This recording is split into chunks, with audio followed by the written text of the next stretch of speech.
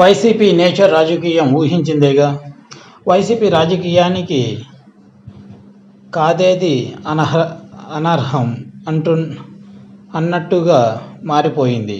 కుల రాజకీయాలతో మొదలై మత రాజకీయాల వరకు, చిన్న పిల్లల నుంచి రాజకీయాలకు సంబంధం లేని మహిళల వరకు వైసీపీ చేసే రాజకీయం నిజంగా నీచమనే చెప్పాలి. రాజకీయాన్ని రాజకీయంలా ఎదుర్కోలేక దాన్ని పక్కదారి పట్టించి నిత్యం ఏదో ఒక వివాదం సృష్టించడమే వైసీపీ లక్ష్యంగా మారిపోయింది.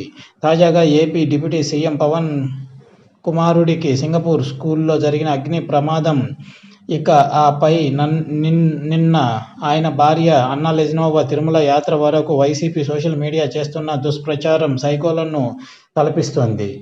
7-8 పసివాడు భారీ ప్రమాదం నుంచి తప్పించుకొని కోలుకుంటున్న సమయంలో ఆ కుటుంబానికి అండగా నిలవాల్సింది పోయి ఆ పసిబిడ్డ మీద కూడా వైసీపీ సోషల్ మీడియా తన ఉన్మాదాన్ని ప్రదర్శించింది.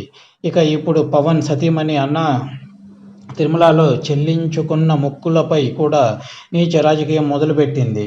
దైవ బలాన్ని నమ్మే కుటుంబాలు తమ కుటుంబంలో ఎదురయ్యే అనుకోని ఆపద నుంచి బయటపడినప్పుడు సహజంగా తాను నమ్మిన దైవానికి మొక్కులు మొక్కడం, ఆ తర్వాత వాటిని క్రిస్టియన్ అయిన అన్నా కూడా తన కుమారుడి అగ్ని ప్రమాదం నుంచి తప్పించుకోవడంతో తిరుమల శ్రీవారికి తలనీలాలు సమర్పించి తమ మొక్కు చెల్లించుకున్నారు.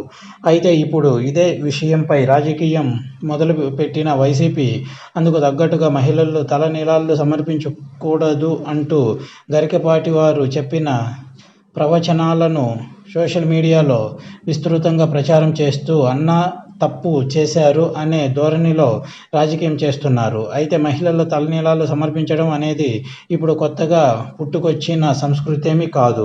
నిత్యం వేలాది మంది తిరుమలలో శ్రీవారికి తల వెంట్రుకలు సమర్పించుకుంటారు. అయితే అందులో పురుషులతో పాటుగా మహిళలు, చిన్నారులు కూడా ఉంటారు.